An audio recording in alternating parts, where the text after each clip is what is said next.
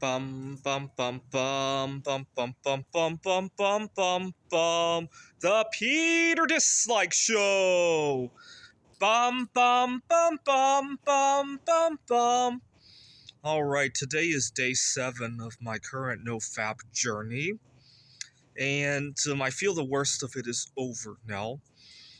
The reason I'm doing nofap again is that I learned that nofap apparently increases our testosterone levels and makes it easier to feel confident.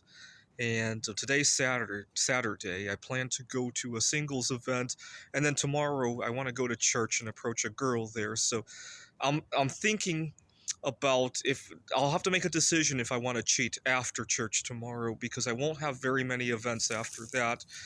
But 2 weeks from now, I'll be visiting a girl in another city, so I'll have to think hard about that. If I feel confident even after church, I probably won't cheat. But something happened this week, though. I was making a lot of mistakes at work. And I'm not just talking about, I teach math. I'm not just talking about math mistakes on the board, but etiquette kind of mistakes with my students. And unfortunately, I can't tell my students what's going on, right? Imagine I had a colleague who was quitting smoking or quitting drinking or even quitting hard drugs, or maybe quitting some other kind of addiction, right? He just deleted his social media or whatever, right? Those kind of addictions. I would imagine my colleague would probably let their students know, hey, I recently quit smoking. Apologies for any snafus or anything like that, right? I can't.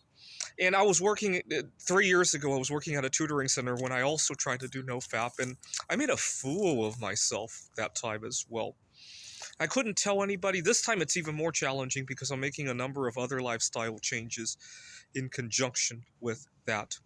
And unfortunately, nobody around me knows what's going on. 3 years ago, when I was doing nofap, I was working at a tutoring center. One day, I couldn't find the right words and all that. I think I was 5 days into the nofap at that time. And I told my student, we were living in Seattle. I told my student, I apologize, I'm going through withdrawal. And he wished me well. Even his parents wished me well. I didn't tell them what I was withdrawing with. And they had the good sense not to ask, right?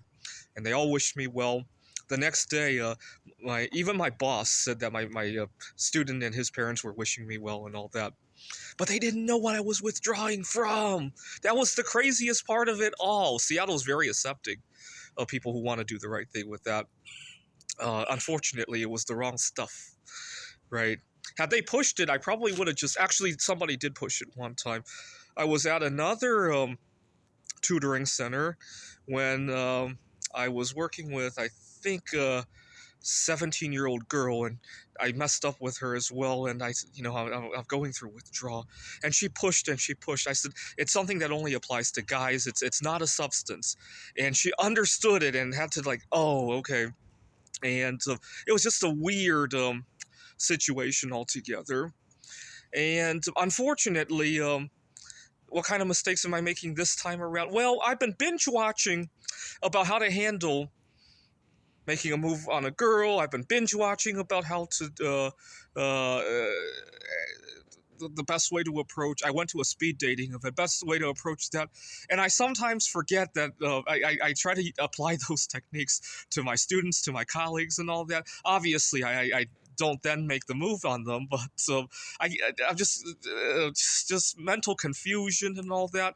And I almost got into a car accident yesterday, and all the rest, right? I don't get a whole lot of support with battling what I'm doing right now compared to somebody who might be battling nicotine or alcohol or any or social media addiction or gambling addiction or you get even all the rest, right? Workaholism kind of issues, right? And so unfortunately, that's what makes... I wish we had more of a support for that, right? I guess the closest I came was telling that girl that, hey, it's something that only applies to guys. It's not really a substance. Don't worry about it. And so she kind of just wink, wink. Okay, I get it. that was crazy. That was crazy. But that was the closest to any sort of support I ever got. This is the Peter Dislike Show. Bum bum bum bum bum bum bum bum bum bum bum bum. The Peter Dislike Show. Bum bum bum bum bum bum bum.